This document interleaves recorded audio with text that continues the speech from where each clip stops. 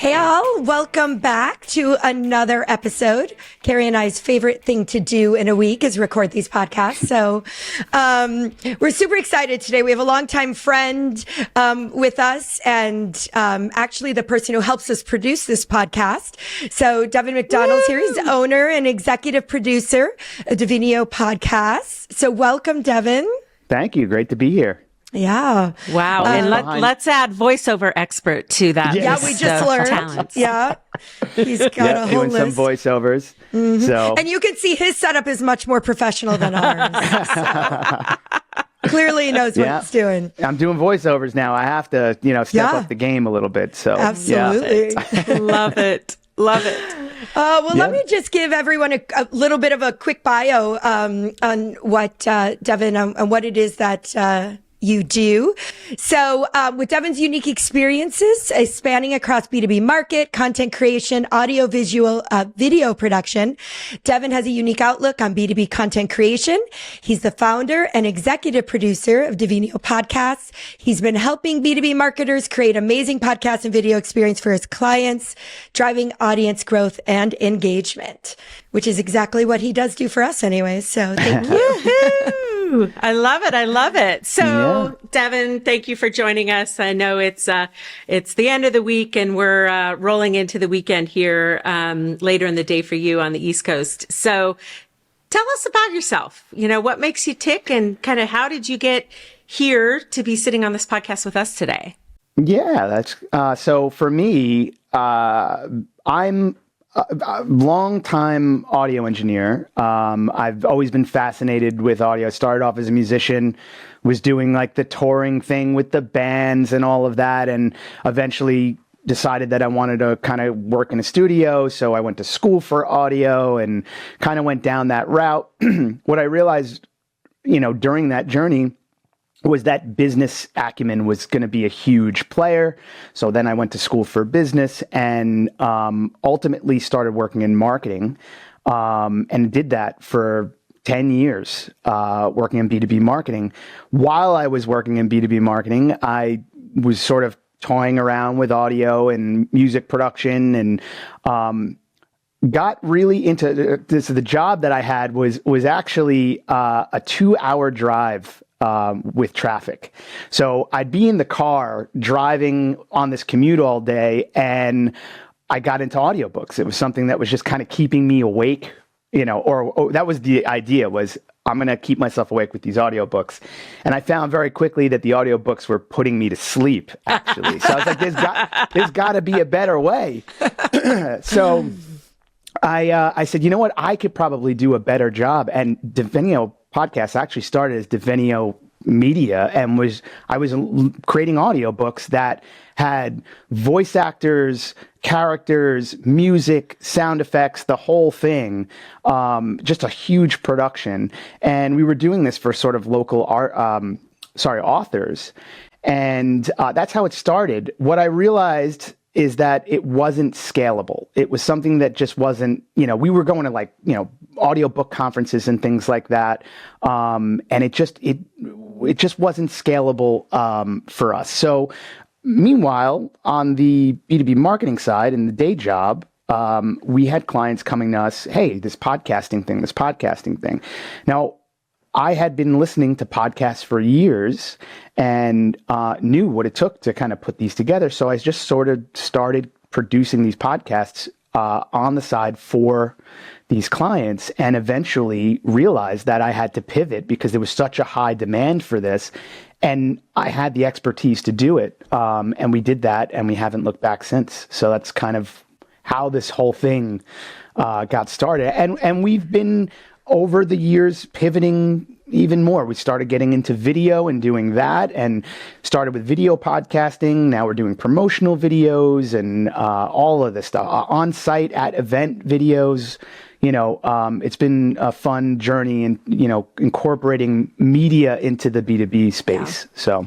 And are you just doing B2B, Devin, or do you do a little B2C here and there? A little B2C here and there. It's very, very rare, but it's mainly the B2B space, mainly because of the network that I've accumulated over the course of my career, but also because of my expertise in sort of everything I do, I come strategy as well. It's not just point a camera at something. It's really, I tried to kind of dive into the strategy behind things.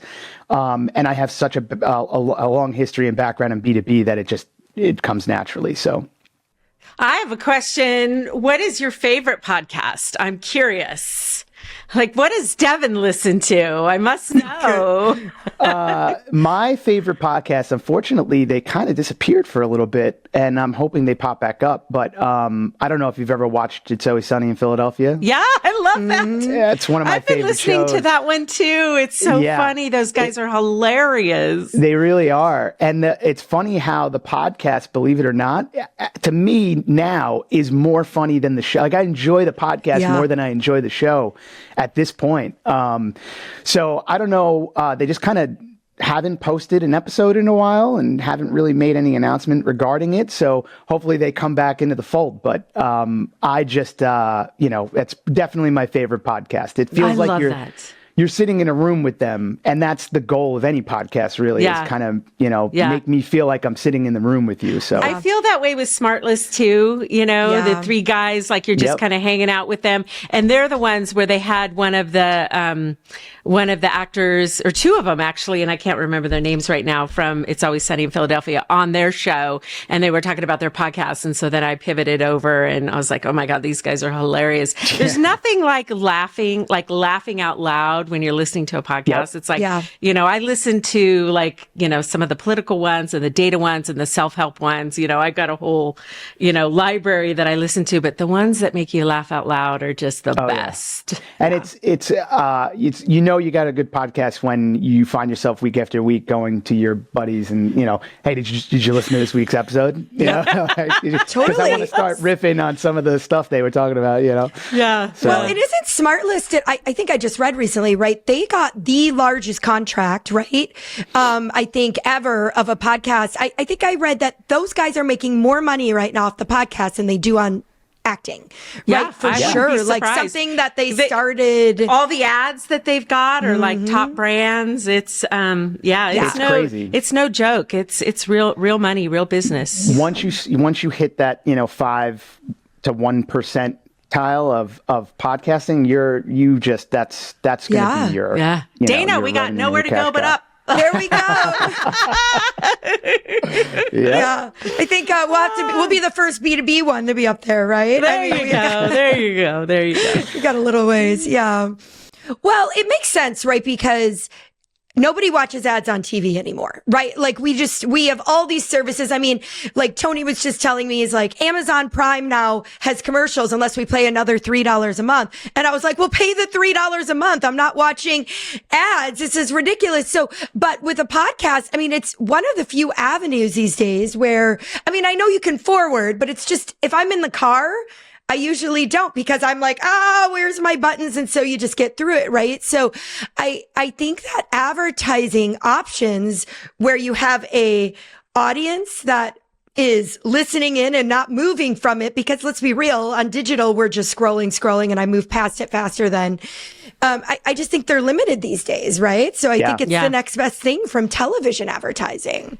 And I like how some podcasters, they're the ones giving the ads. Like, so, one of my favorites is New Heights. Okay. This is my Kelsey brothers, infatuation right now, but they do, they just roll right into the ads, B-dubs. They're always talking about Buffalo Wild Wings and, and all that. So it's part of the show, right? Yeah. So it doesn't feel like it's, And I can tell on Smartlist when they're dropping, when they've got product promotions that they're doing that's not part of the advertising, it's like, okay, here we go. Who's making money on that one, right? Yeah. But it is they make it part of the program, and it doesn't feel intrusive in the way that like a TV program does. Yeah. Yeah. Bill Burr, he's a comedian. He also hilarious. Does his podcast. He's so funny. Very funny. Yeah. And he reads his podcast reads, and he'll mess him up, and and it turns into a comedy act, as he's reading it off the cuff. There's a lot you can do with it and makes it more engaging. And it becomes multi-channel because on TikTok, you're seeing bits and pieces of podcasts and, then it's like an episode on Netflix and, Right. I think the impact is just far beyond what we could have imagined, when you started this, Devin, right? Yeah. Oh yeah. Yeah. Definitely. Yeah. It's definitely grown.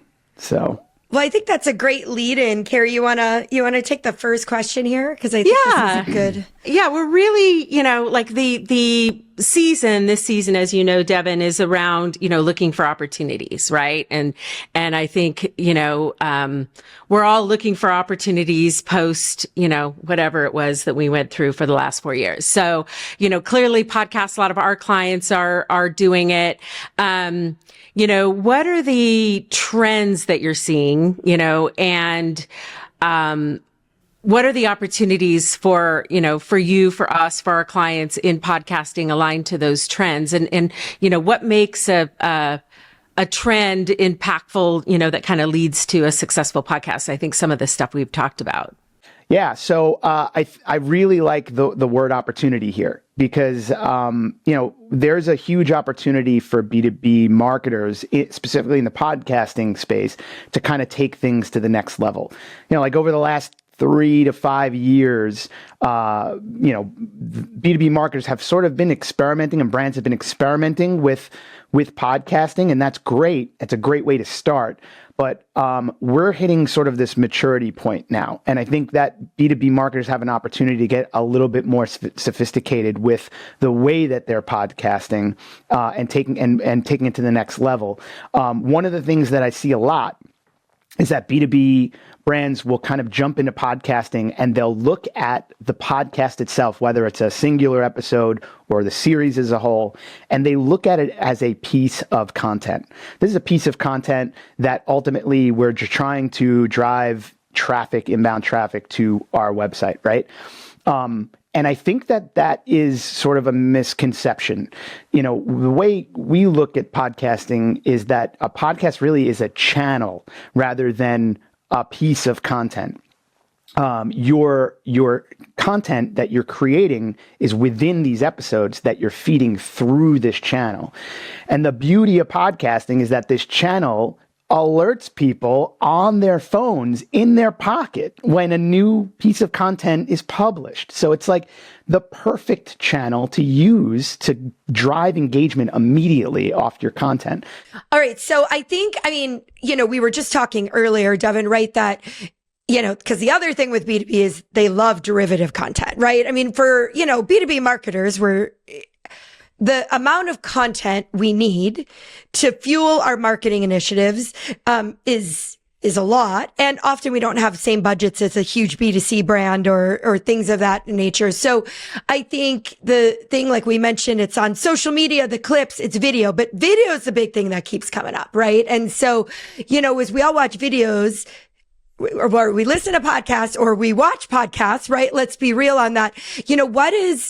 What is the trend with video? Like, what are you seeing? Is it a necessity with podcasts? What are your thoughts around that? Yeah. So 2024 is going to, again, coming back to that term opportunity. 2024 is going to be a huge opportunity in the video space, specifically for podcasters. So for those that sort of are in the, the podcasting industry that aren't on top of current events and things like that, Google, it was announced last year that Google is going to, in April 2024, is going to be sunsetting their Google podcast player. And instead, they're going to start integrating podcasts into their YouTube music platform. And that is going to be their new podcast player. So now YouTube Music is sort of up there with Apple Podcasts, Spotify, so on and so forth. So what this means is that, we all know already that YouTube is one of the largest search engines in the world. People are always saying if you want to maximize your SEO, video is a huge tool.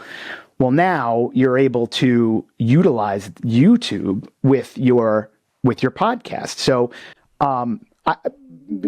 let's backtrack for a second. YouTube has always been in the fold. You'd always be able to publish your podcast onto YouTube through API integrations. You'd have to get really techie, or you'd have to have a partner that would have these sort of API integrations that you can get your podcast up on YouTube. But now YouTube is sort of jumping into the fold natively. And now whenever you publish a new episode to your RSS feed, it's automatically published onto YouTube. So huge implications for search engines, for search. You're going to be able to tap into new audiences, people that are on YouTube that prefer video. That said, I still don't think that publishing your podcast and just utilizing the RSS feed to YouTube is the best way to go about it. And the reason for that is because if you're looking to tap into this new audience that, they're a visual audience, they prefer to watch videos on YouTube, having a static logo on screen and your podcast episode playing as an audio only, it doesn't really stimulate the visual audience. So what I prefer to do is what we're doing right now, where we're recording our podcast episode for audio only, but we're simultaneously recording the video as well, and we're going to publish those separately on YouTube and on our podcast network. So the folks that prefer to listen to the audio in their car on their commute or while they're doing chores can listen to it on their podcast player, and that visual audience that relies on YouTube for their content can now watch the video, see the faces, and really engage in the conversation the way they prefer to do it. So I think that that's sort of the way. If we're going to do YouTube, I would say that's the way to do it. And then the last sort of, I guess, benefit of YouTube is the social amplification. Yeah, right. So this is something that you guys do. We do it with you with the videograms, and it's really just grabbing a snippet from an episode and something that's really intriguing that's going to catch the attention of the people with the endless scroll. They're just what's going to catch their attention. And encourage them to, hey, if you want to listen to this full conversation, check it out on your favorite podcast player or YouTube. You could watch it on YouTube. Right. Yeah. And the beauty of it is, again, social feeds are muted by default. So we animate transcription underneath, so you don't even need to listen to it. You could just read along, and then that'll stop again the endless scroll. It'll catch your attention. You can read along, and now boom, we've got you. You can jump over to view the full episode. So I think video is a huge tool that's being underutilized right now by podcasters, and I think again, we're talking about the opportunity to mature as a podcast. That's sort of part of that next step. It's interesting because last weekend I was looking for a podcast. I was in the car and it was a certain one. It was a topic with a certain podcast I knew was on there. And I had an hour and a half drive. So I searched for it. And what's funny is the first thing that came up was the YouTube. And so I was in a hurry. So I ended up playing the YouTube video, like my phone was sitting on there so I could get it going, because I didn't have time to search through it just wasn't coming up that way. So it is interesting that you say that. I mean, that was like the very first, it was a top search. Dana, I do it all the time. I run YouTube in my car off to the side, it's just, I'm not watching, I'm just listening. Yeah. So that's very real, and not to mention, we didn't even talk about the SEO benefits on your website too. I mean, if you're embedding these videos on your website, that's a whole other benefit for SEO as well. So, it's a huge factor. And if you do it intelligently and you have the right SEO strategy and integrate it into your overall SEO strategy, I think it could be a huge tool for B2B marketing teams. Yeah. Do you think, Devin, do you think the audiences are different? Like, do you think the people who watch versus listen are different types of individuals? Are they some people, some days you want to watch it, some days you listen? What do you normally see? Yeah, no, I think there's a Venn diagram. There's definitely a group of people that consume both. But then there are people that I just watch YouTube. I just listen to podcasts. So the beauty of what we're doing here is that we're capturing that whole Venn diagram. Something for everyone. Yeah. Exactly. Yeah. Exactly. I am I don't watch YouTube, so I am 100%, but I will do it. What you said is I pick it up on TikTok, and then I'll go to the podcast app and look for it. So for me, I going back, I've been listening to podcasts since 2012, 2013. And for years, I listened on the Pocket Cast app. That was my app of choice, maybe Apple Podcasts as well. But over the last 3 or so years, to be honest, as more and more podcasts have come onto the YouTube platform, I use YouTube almost exclusively. Isn't that interesting? Yeah. So we have to do all the things, right? To capture the habits of our audience. I love that too. If the demographics lean more male, watch versus listen to, just because all of my boys in the house are like, they subscribe, like we have a subscription to YouTube. They only watch YouTube, right? So I don't know. That's really interesting because the demographic for podcast listenership is it's 52% female, I believe. Really? It's just over the halfway mark. So I wonder what that breaks out to on YouTube. That's a good question. Let's face it, we're multitaskers. We are multitasking goddesses. So we can't just sit down and watch YouTube. That's the beauty of podcasts, right? Is the multitask. I love it. I love it. So as we're talking about trends, Devin, when we met up before, we had a discussion around ABM and how clients are using podcasting for ABM. So can you share your insights there? I think our audience will be intrigued.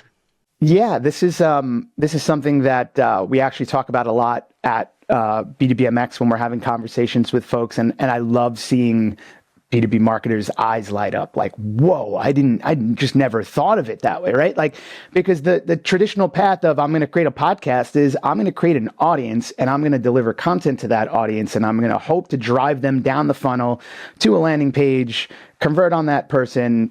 That's the sort of the traditional model. But we've worked with clients where they're not even concerned with that. Like the audience they don't even, we provide, analytics at the end of every month on how your podcast is doing, and they just don't even care about that. Their main focus is relationship building with the folks that they're having on their podcast. And they have a whole strategy around this, which is amazing. I mean, the foundation of podcasting is relationship building, right? So you're building a relationship traditionally, like I said before, with an audience. And you can do that with the guests as well. So what B2B marketers are doing in this sort of model is putting together an ABM list, essentially, putting together an account list. And that account list could be target accounts of non-existing clients or clients that may have gone dark for a while. You've worked with them a few years ago. Maybe there was some churn, some shuffling around of folks over there, and your main contact is no longer there, and you want to sort of get your foot in the door. This is a great opportunity to do that because people love to talk about themselves, right? So, and their brands. So, hey, we want to have you on our show. We want to talk to you about your expertise, and we'd love to have you on. And people it's a very sort of non-threatening way to reach out to people. And they're very flattered, right? Yeah. They're very flat. Absolutely. It's an honor. It's an honor. So you have them come on the show, and now you're relationship building. You're having that pre-recording discussion, the post-recording discussion. You're talking about co-marketing, things like this, and sort of now your foot's in the door.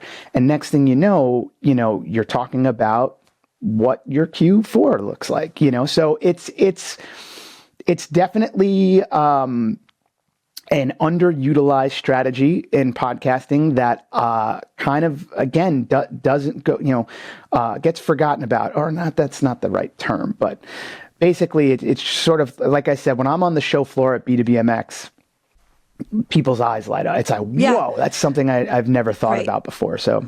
Well, because I think a couple of things. I think one, that people their immediate, like when they're starting a podcast, they go to people they know, right? Like who do we know? Who are influencers? Who are like, so we all go to that space. Like every vertical, every industry has those key people that they're like, oh, I'll get them on the show and that's going to help me drive traffic. And so I think we just don't think that way, right? And when you talked to us about it, we were like, well, that's kind of a dumb moment, but yeah, like, why didn't we think of that? But I also think like for B2B marketers, and I hope they hear this today, it's so hard to get case studies. It's like, Cari and I have created content for a long time. I know you have too, but people don't need the same approval processes to be on a podcast. So let's also be real. If somebody is on your podcast, it's pretty likely they're a client of yours. So even if we're not going to talk specifically about the solution we put in place, but we're just talking, people can like connect the dots, right? And I think that's the whole point is it's also giving you that whole case study kind of content with our clients to kind of prove that this is our network, right? And so it just helps you as a business grow. And it's just easier for them, like you said, because it's more like I'm going to talk about myself. So they just don't have that same pressure. They don't feel like they need to get all of the approvals. It's just easier. Yeah. People say yes right away. Yeah. Yeah, definitely. When this whole ABM strategy aside, when we speak to new clients and they're like, we're kind of planning the strategy behind their new season. The question is, well, how am I going to get all this content? The low hanging fruit is, well, who are your clients? Like, let's bring your clients on and start having conversations with them. I think the next step there is the fruit that's kind of a little bit higher in the tree would be the ABM list of accounts that maybe you're targeting. Right. So taking a look at sort of who are these accounts, again, it's sort of a non-threatening way of getting in touch with the representatives at those accounts, having them on the show, starting these could be people that you haven't had a conversation with at all yet, and now you're sparking that conversation and relationship building. It's sort of building a foundation. It's pretty incredible tool. Yeah. Well, and I think that leads into, another question that we've got on here, which is perfect, is kind of the ROI of this, right? And I think in B2B, B2C is just bigger numbers all the time, right? I mean, we know that. We know cost per clicks, everything comes down. B2B is just, it's more expensive. And so I think when we start looking at podcasts, I know, Devin, all three of us have had this conversation before, is how do we start proving ROI? And I know a few years ago, that was much harder than it is now, right? And I know that you've gotten some new tools and ways to do that. So tell us a little bit about how you're seeing B2B companies being able to measure the success. And it may not always be in direct to money, but how should we look at this as marketers? How should we be measuring what should we be looking for ultimately? Yeah, it's funny because again, we go back to that. We were talking earlier about the maturity level. It's time for podcasters to grow up. That usually occurs when our bosses are saying, why are we doing this podcast? Where's the ROI, right? You need to have answers to those questions. Up until now, there hasn't really been a good answer. Even subscription numbers are, because of the way RSS feeds work, and there's so many different platforms that people can listen to podcasts on, to get an accurate subscriber number, it's just not possible right now. So what hosting platforms have done is come up with this intricate, mathematical equation where they kind of gauge engagement. They'll kind of come up with the engagement number, and they'll take their best guess at what a subscriber count looks like for you. So even that hasn't been figured out yet. How are you supposed to prove the value of this media channel to your boss, to your team, so on and so forth? So the good news is now we have some amazing tools that we can use to take this anonymous listenership and identify them and track their journey across the entire funnel. From first listen all the way through to final sale, through the whole sales cycle. And to do this, we've partnered with Casted, and we've come up with this advanced hosting platform, our plan, that not only does all of the traditional hosting that is done with normal podcast hosting, but now gives us these advanced tools and that we can integrate into, overall marketing tech stack, content strategy, things like that. And now, because we can track this data and this journey, we can now track attribution, we can track ROI, and we can have these answers when our team, our boss come to us and say, why are we doing this podcast? Well, here's why. Here's how many sales we were able to drive based on the listenership that we have. And obviously, the more the better you're going to be able to position your content in that podcasting channel to drive better results at the end of the day. So, yeah. Boom. That's the magic sauce there. Love for it. Sure. Well, we've been lucky enough to see a demo of this. Devin showed it to us, and it's pretty amazing tech. I mean, Cari and I are looking at tech partners all day long in the B2B space, and I think, for the most part, you see something and you go, yeah, everyone's doing a similar version of this. We've got ABM tools, we've got intent data, all that stuff. This was a really big missing component, I think, on the content side for B2B marketers. And, as we talk to clients about doing podcasts, especially in today's world, right? I think in the moment we've got right now, which is kind of a weird moment, for B2B marketing teams, there's more pressure than ever on them to show some sort of results with their money. And so I think, the tool's impressive. This is not ad forecasted, but it should be. We should have pre-sold this before. But I do think, I think it's huge because, like Devin, up until now, there hasn't been anything like it, right? It's pretty game changing. Yeah. When we got kind of talking with Casted to put this package together, I was blown away by the offering here. It was just this is something that I know that our clients have been asking for a long time. And like I said, I've had some answers. We've been able to kind of, I call it duct tape something together so that we can track as best we can. But the fact that we can kind of now, connect the dots between, all right, this person listened to an episode on, account-based marketing, and 2 days later they landed on this landing page where they downloaded an ebook on account-based marketing. This is what B2B marketers have been asking for. And going back to the start, this is the chance for B2B marketers to really grow up, to take that next step in the maturity level. And it's not sort of this thing I'm experimenting with anymore. We're taking this seriously now, and we're fully integrating it into our overall strategy. Yeah. I think, the ROI component is critical.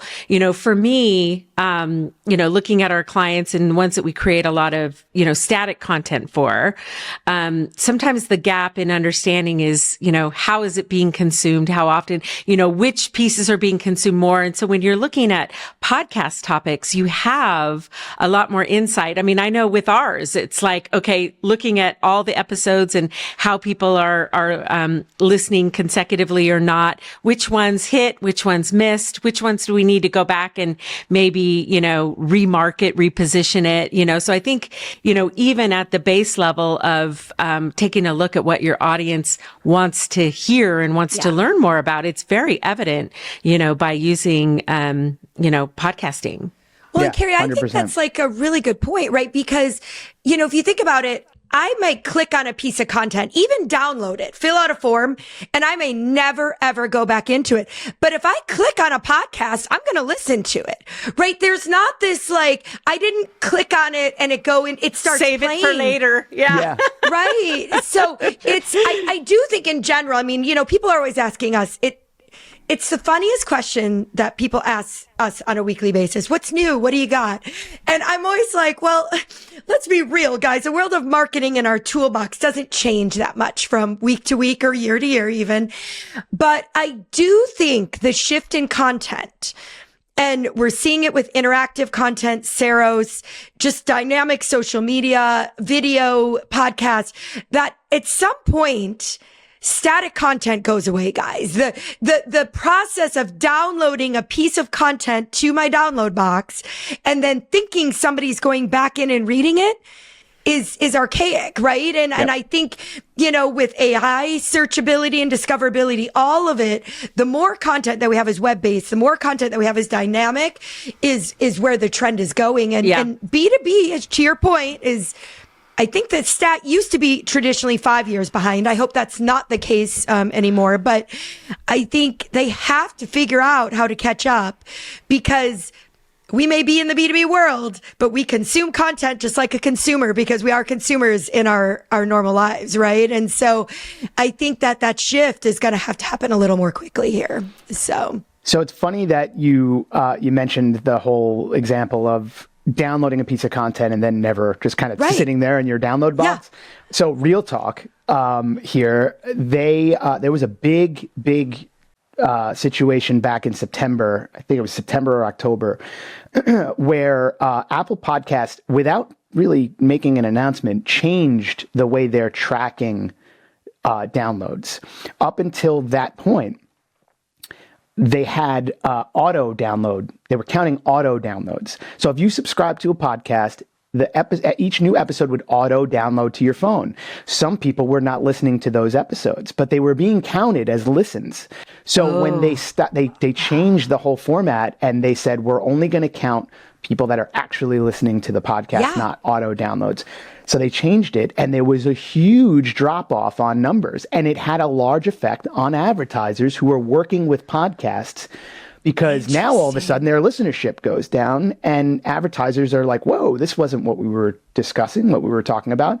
Now, when I read that, my first thought was, how has nobody asked this question before? Right? I was baffled by how advertisers weren't asking this question.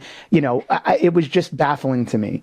But a lot of folks were worried, and this is a bad thing, and blah, blah, blah, blah, blah.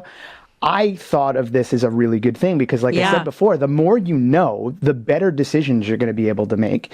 And now we have more accurate data. We know that this is an accurate look at who's listening to our podcast. So before, it was, there could be a mixture of people in there that are downloading the ebook and letting it sit in their download folder. Whereas now we are in a spot where any download listed there, any listen listed there, we know they're listening to the podcast. They actually consume the content. Yeah. That's fascinating. That is fascinating. That's they're like, subscribe, because the minute you subscribe, then you're getting the downloads. Oh, that's so interesting. Yep. So fascinating. Yeah. Boy, we've learned a lot today, huh, Dana? I know. I love when he says real talk. We're like, yeah, let's get real. Let's get real. Come on, Devin, let's do it. Yeah. So as we kind of wrap up, we've taken a lot of your time today. Dana and I have just a couple questions that we typically ask our guests. So tell us, what is on the roadmap for Devenio Podcasts? What do you have cooking right now that's new? Yeah, no, we're really excited. At the end of February, we're going to be at B2BMX. You guys will be at B2BMX as well. So very excited to see you. This is something we do every year. We love going down there. It's a great show. Or over there, I should say, on the West Coast. It's a great show. It feels like a sort of a family reunion every time we're there. So very excited to do that. We're going to be on the show floor, recording podcast episodes on the show floor, doing some video production stuff on site as well. For those of you that haven't heard of the show, definitely check out the B2BMX podcast. We produce that show for them. It's a great entry point into what the show is all about. And if you like that content, definitely check out the show, because it's an amazing experience. So we'll be there traveling. We're going to Austin and doing some work for you guys, on-site video shoots, stuff like that. A lot of exciting travel coming up. I've actually never been to Austin, and it's a huge music town. It's a huge music town. Huge music town. Very excited. So it's going to be a good time. That's great. Lots of fun things. All right. So, Cari, I'm laughing at the beginning of the podcast. You asked Devin what his favorite podcast was. And so, we always do this fun question. And my first thing goes to hockey. And it should have been, what's your favorite podcast? Because that's the theme of the show. So it just tells you where my mind was. I was like, oh, when Cari said that, I was like, that probably belonged there. But that's okay. So we covered that at the beginning. And now we can talk about what's important, which is hockey. So I feel like we've had a lot of hockey fans on the show this year, or I don't know. Yeah. So we've been able to talk about this. So, Devin and I go way back. So, we talk about hockey a lot. So we're in February. Do we have early predictions? Cari, your team is not holding on like I thought they would. We broke the Oilers streak. So that's a big thing. That was a big and one. the Kraken were happy to see that. I know that. We were very happy. Yes. Yeah. They were getting scary. They were definitely getting scary. So, I would love to tell you that that my Rangers, I see them as my top pick. If we go back to November, that'd probably be it. I'm not so sure anymore, to be completely honest. That said, coming out of the All-Star break, they've looked a lot better. So maybe I'm kind of coming back on the train here and saying, like, you know what, they're going to do it this year. It really depends on what happens at the trade deadline. So I'm rooting for them. I am rooting for them this year. I normally don't get excited. For anybody that's a Ranger fan, we're self-loathing. We don't ever feel like it's going to happen. But this year, I'm a little bit more than cautiously optimistic. Let's put it that way. Nice. So, yeah. Well, Kraken had a terrible start to the year. They turned around definitely at the Winter Classic, right? So Dakota's killing it. So I think, I guess too bad for Grubauer, who's been demoted, I think, to second. Well, this is the right time, right? I mean, I said this in the beginning of the year where everybody was like, how great is this? The Rangers, amazing, blah, blah, blah, blah. And I was like, it's the wrong time of the year to be amazing. Well, so many injuries, right? On our team, unprecedented amount of injuries. And, it's like, you got to play it for the long haul. It's, it's a marathon, not a sprint. Yeah, that's right. Sure. Yeah. So Dana, what do you think about Fleury? Do you think, we've heard rumors that he's going to leave the Blackhawks and go to the Oilers? Did you hear that?